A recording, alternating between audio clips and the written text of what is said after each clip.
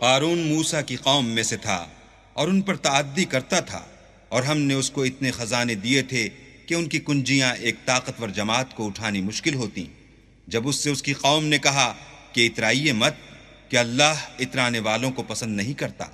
اور جو مال تم کو اللہ نے عطا فرمایا ہے اس سے آخرت کی بھلائی طلب کیجیے اور دنیا سے اپنا حصہ نہ بھلائیے، اور جیسی اللہ نے تم سے بھلائی کی ہے ویسی تم بھی لوگوں سے بھلائی کرو، اور ملک میں طالب فساد نہ ہو، کیونکہ اللہ فساد کرنے والوں کو دوست نہیں رکھتا۔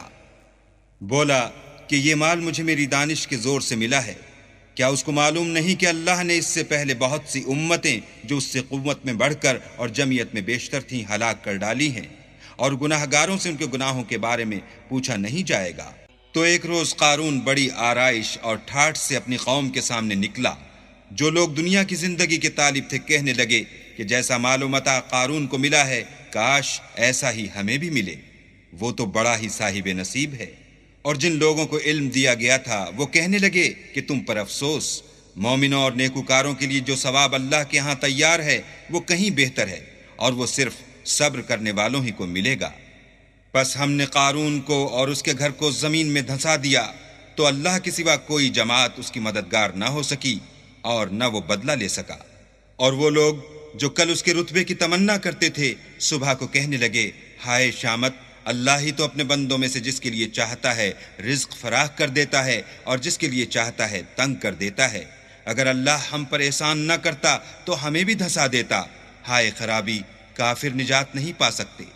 وہ جو آخرت کا گھر ہے ہم نے اسے ان لوگوں کے لیے تیار کر رکھا ہے جو ملک میں ظلم اور فساد کا ارادہ نہیں رکھتے، اور انجام نیک تو پرہیزگاروں ہی کا ہے۔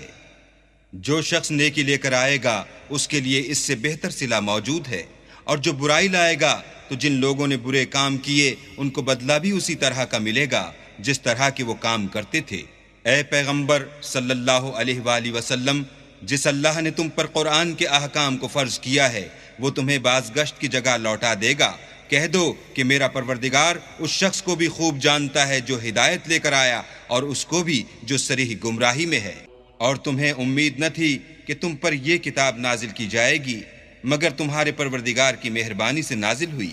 تو تم ہرگز کافروں کے مددگار نہ ہونا۔